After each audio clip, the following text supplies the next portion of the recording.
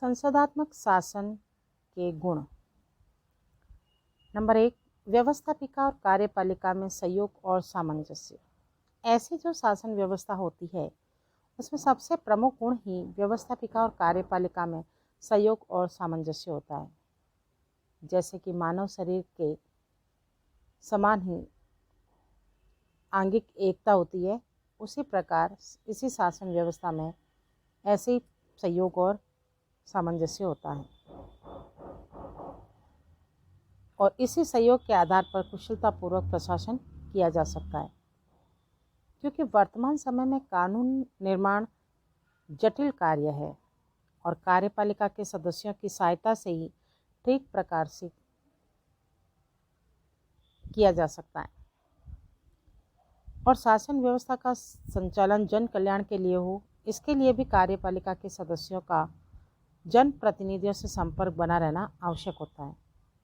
तो इस प्रकार संसदात्मक शासन में व्यवस्थापिका और कार्यपालिका के पारस्परिक सहयोग के आधार पर श्रेष्ठ कानूनों का निर्माण और जन कल्याणकारी प्रशासन संभव हो सकता है।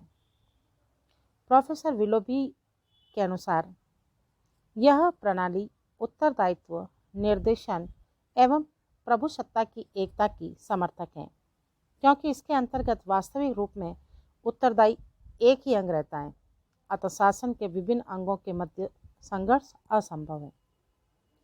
दूसरा प्रमुख गुण जो इसका है वह है शासन व्यवस्था जनता के प्रति उत्तरदायी।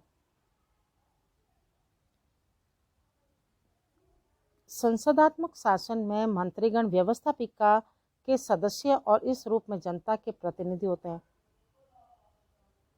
तो इसके अतिरिक्त ये मंत्रीगण व्यवस्थापिका के माध्यम से जनता के प्रति उत्तरदायी भी होते हैं। डायसी महोदय का कहना है कि संसदीय प्रणाली के अंतर्गत मंत्रिमंडल को जनमत के प्रति अत्यधिक सचेत रहना पड़ता है, क्योंकि उसी पर उसका अस्तित्व निर्भर करता है। तीसरा पॉइंट है इसका, सरकार निरंकुश नहीं हो पाती, क्योंकि संप्रभु शक्ति जो है वो जनता के हाथों में होती है और जनता के पास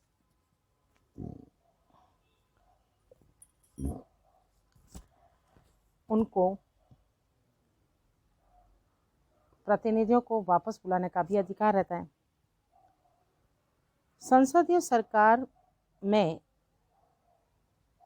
क्योंकि सरकार व्यवस्थापिका के प्रति उत्तरदायी होती है, इसलिए वह कभी निरंकुश नहीं हो पाती। व्यवस्थापिका में विद्यमान विरोधी दल शासन पर अंकुश बनाए रखने का कार्य करते हैं।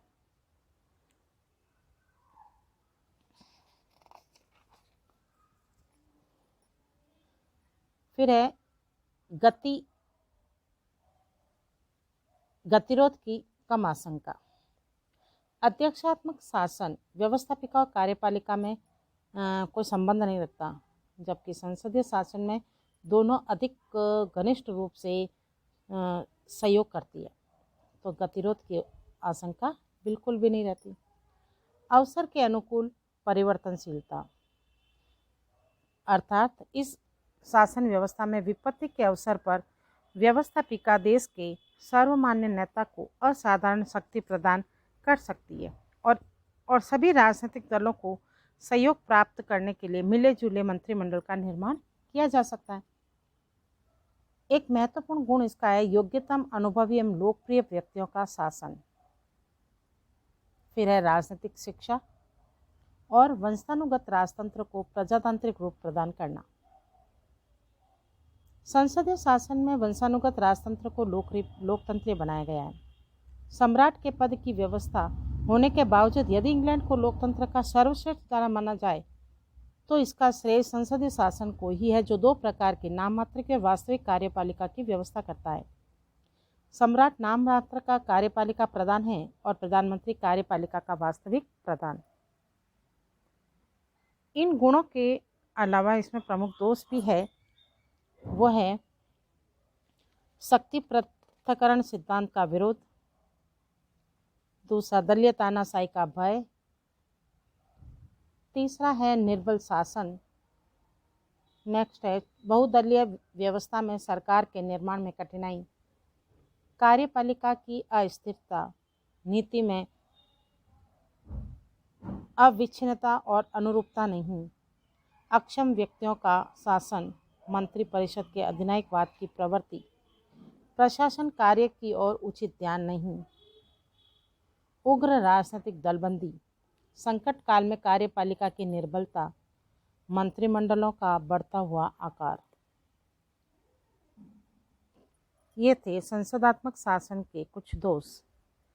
लेकिन ये तथ्य अवश्य है कि संसदात्मक शासन अधिक प्रजातांत्रिक है।